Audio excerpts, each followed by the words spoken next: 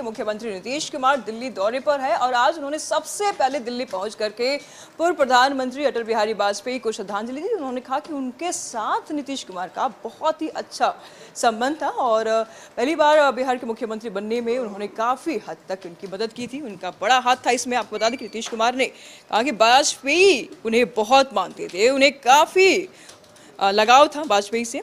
अटल जी ने मुझे सीएम बनाया और शपथ ग्रहण में भी मौजूद रहे। दिल्ली के सीएम अरविंद केजरीवाल से भी नीतीश कुमार मुलाकात कर सकते हैं। साथ ही विपक्ष के कई नेताओं से भी मुलाकात की संभावना जताई जा रही है। इंडिया गठबंधन की मुंबई की बैठक से पहले नीतीश का ये दिल्ली दौरा काफी अहम माना जा रहा है। इनके प्रति आप जानते हैं जब उनका हुआ निधन तभी हम यहाँ आए और अंतिम संस्कार हुआ तो उस समय तो हम यहाँ मौजूद ही थे।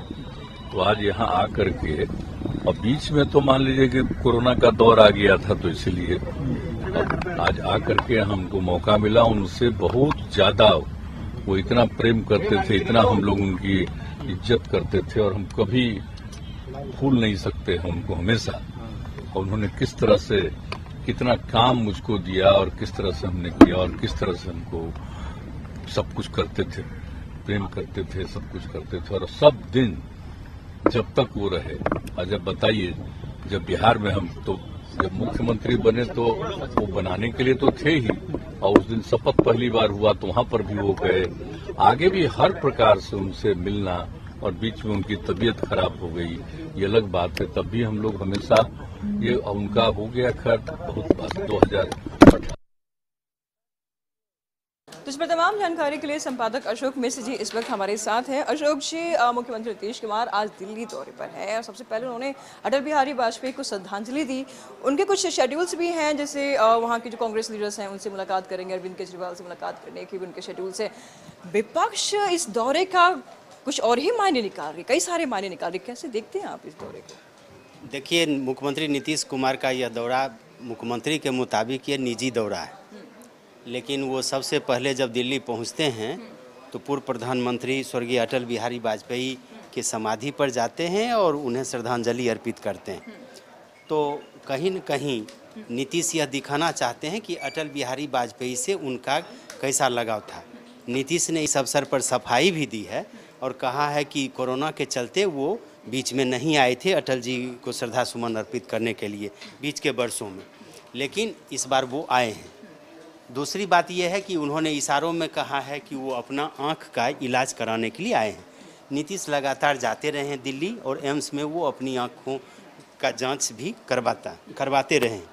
लेकिन इसका ये भी संदेश आप समझ सकते हैं कि नीतीश कुमार ने अपने राजनीतिक समर्थकों और अपने राजनीतिक विरोधियों दोनों को दिखाया है कि हमारी आँख क्या है। यानी कि राजनीतिक चश्मे से अगर देखें तो नीतीश का यह दौरा जो है सो कोई साधारण दौरा नहीं है। अटल बिहारी वाजपेयी को श्रद्धांजलि अर्पित करने के बहाने नीतीश कुमार यह जताना चाहते हैं कि वर्तमान में जो बीजेपी है वो अटल आडवाणी की बीजेपी नहीं है। यानी कि बीजेपी से उनका मोह भंग नहीं हुआ है, बीजेपी उनके लिए अछूत नहीं है। नहीं तो जिस समय इंडिया गठबंधन के लोग यह नारा दे रहे हों कि 2024 में बीजेपी विहीन हिंदुस्तान होगा, जिस तरह से नरेंद्र मोदी ने दिया था कि कांग्रेस विहीन भारत, तो इंडिया गठबंधन के लोगों ने भी नारा दिया है कि बीजेपी विहीन भारत। लेकिन उस वक्त में बीजेपी के नेता को जाकर के श्रद्धांजलि अर्पित करना कहीं न कहीं नीतीश यह संकेत और संदेश देने की कोशिश करते हैं कि हमारी लड़ाई अटल आडवाणी की जोड़ी से नहीं है, हमारी लड़ाई नरेंद्र मोदी और अमित शाह की जोड़ी से है। पहला ये। दूसरा ये कि नीतीश यह जताना चाहते हैं कि अटल जी ने उनके लिए जो कुछ किया। आप 1996 में जब अटल जी की सरकार बनी थी, मात्र 13 महीने की सरकार रही थी वो, और 13 महीने की सरकार में भी नीतीश कृषि राज्य मंत्री थे। फिर जब 1998 में अटल जी की सरकार बनती है तो वो उस सरकार में नीतीश को कैबिनेट मंत्री का दर्जा मिलता है और रेल मंत्री के रूप में वो निर्वाचित होते हैं, बनाए जाते हैं। अटल जी ने बनाया। लेकिन सबसे बिहार की राजनीति की धुरी जो नीतीश ने को बनाया, 2000 में अटल बिहारी वाजपेयी ने ही उनको समर्थन दिलाया था। यूँ कह सकते हैं कि अटल बिहारी वाजपेयी उसमें सर्वमान्य नेता थे और 3 मार्च 2000 को नीतीश कुमार बिहार के पहली बार मुख्यमंत्री बने थे। उसमें बीजेपी के समर्थन के साथ ही 20 विधायकों, निर्दलीय विधायकों के समर्थन की जरूरत थी नीतीश को। कहा जाता है कि 1 सप्ताह तक नीतीश ने प्रयास भी किया, यानी कि दिखावा हुआ कि नीतीश बेऊर जेल में भी गए सूरजभान से मिलने के लिए।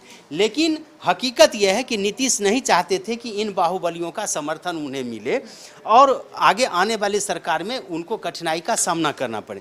1 सप्ताह के लिए वो मुख्यमंत्री बने और विधानसभा में उन्होंने बहुमत हासिल नहीं किया। 2000 में जब 1 सप्ताह के लिए मुख्यमंत्री से वो बेदखल हुए तो उन्होंने कहा था कि बिहार में ही हम राजनीति करेंगे। लेकिन फिर वो केंद्र में गए, रेल मंत्री का कार्यभार संभाला और अटल जी ने उनको सब कुछ दिया।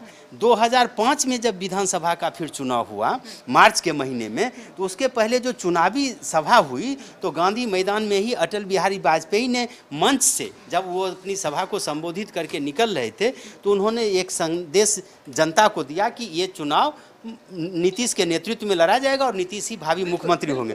तो मुख्यमंत्री बनाने में, रेल मंत्री बनाने में, कृषि मंत्री बनाने में और नीतीश को बिहार की राजनीति का चाणक्य बनाने में अटल जी की बड़ी भूमिका रही है। तो इस उद्देश्य से भी नीतीश ने ये श्रद्धांजलि जाकर के दी। का कहना है अशोक जी कि इनको श्रद्धांजलि देने के बहाने नीतीश कुमार कोई बड़ा दांव खेल रहे हैं क्या? बिल्कुल। नीतीश कुमार के बारे में कहा जाता है उन्हीं के गठबंधन के अभी नेता हैं लालू प्रसाद यादव। उन्होंने कभी कहा था कि नीतीश जी के पेट में दांत है, तो ऐसे नहीं कहा था। नीतीश जी अगर दिखते कुछ हैं तो करते कुछ और हैं। आप याद करिए कि जिस समय प्रणब मुखर्जी राष्ट्रपति पद के उम्मीदवार थे तो उस समय नीतीश बीजेपी के साथ थे, लेकिन उन्होंने बीजेपी के राष्ट्रपति उम्मीदवार को वोट नहीं दिया था और प्रणब मुखर्जी को दिया था। रामनाथ कोविंद जब बिहार के राज्यपाल थे, उनको राष्ट्रपति पद के लिए जब नॉमिनेट किया बीजेपी ने और उनके जब चुनाव का वक्त आया तो नीतीश ने उनके नाम की घोषणा के साथ ही उनको समर्थन देने की बात कही थी। और नीतीश उस समय महागठबंधन की सरकार में थे, यानी कि लालू प्रसाद यादव और कांग्रेस के साथ थे और कांग्रेस की मीरा कुमार वहाँ पे उम्मीदवार बनी जो बिहार की थी, लेकिन नीतीश ने समर्थन नहीं दिया।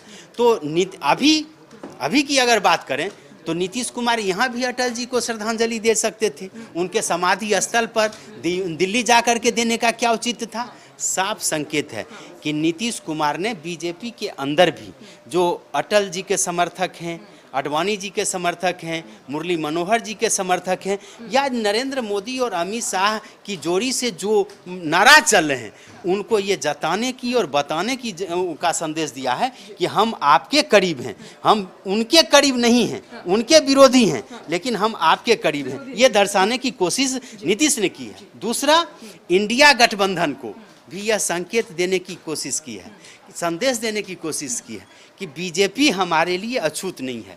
क्योंकि बीजेपी का जो उपकार रहा है, बीजेपी का जो ऋण रहा है, 17 साल में 15 साल से ज़्यादा समय तक बिहार में नीतीश ने बीजेपी के समर्थन से सरकार चलाई है। 6 साल तक वो केंद्र में मुख्यमंत्री के रूप में रहे। तो यानी कि 20 वर्षों का जो राजनीतिक सफर रहा है बीजेपी के साथ, उसको नीतीश इसी तरह भुलाना नहीं चाहते। ये भी उठता है, एक लाइन में इसका जवाब दीजिएगा कि अटल बिहारी वाजपेयी बीजेपी के, और आप कह रहे हैं कि बीजेपी के साथ इनका बहुत बेहतरीन संबंध रहा है। पीएम मोदी भी तो बीजेपी से है, तो अटल बिहारी वाजपेयी से इतना लगाव क्यों, पीएम मोदी से इतना दूरी क्यों? इसलिए कि जो अटल बिहारी वाजपेयी ने स्नेह, प्यार, सम्मान और जो राजनीतिक ताकत नीतीश को दी, अपने पार्टी के नेताओं को दरकिनार करके, किसी पार्टी का लक्ष्य होता है कि केंद्र और राज्य की सत्ता में वो कब्जा करे, और अटल जी ने अपने पार्टी के नेताओं को दरकिनार करके अगर नीतीश के नेतृत्व में चुनाव लड़ने की बात कही और नीतीश को मुख्यमंत्री बनाने में अहम भूमिका निभाई, तो निश्चित रूप से पीएम से दूरी क्यों? पीएम से इसलिए दूरी कि नीतीश खुद भी चाहते थे प्रधानमंत्री बनना, नीतीश अभी भी चाहते हैं। निश्चित रूप से 2017 में फिर नरेंद्र बीजेपी से मसला नहीं है नीतीश कुमार को, पीएम मोदी से मसला है। बिल्कुल, आपको याद होगा 2022 में 10 अगस्त को जब नीतीश ने शपथ ग्रहण लिया था तो उन्होंने कहा था कि ये बीजेपी आदरणीय अटल बिहारी वाजपेयी की बीजेपी नहीं है और इस सरकार को हम केंद्र से बेदखल करेंगे। यानी कि बीजेपी से कम और नरेंद्र मोदी और अमित शाह से ज़्यादा नीतीश की एक दुश्मनी है, राजनीतिक टकराहट है। और यही संदेश देने के लिए नीतीश आज फिर दिल्ली पहुंचे हैं अटल जी को श्रद्धा सुमन अर्पित करने के लिए कि अटल जी, आडवाणी जी, मुरली मनोहर जी और बीजेपी उनके लिए अछूता नहीं है, अछूते आप हैं। बिल्कुल, बहुत बहुत शुक्रिया अशोक जी आपका इन तमाम जानकारियों के लिए।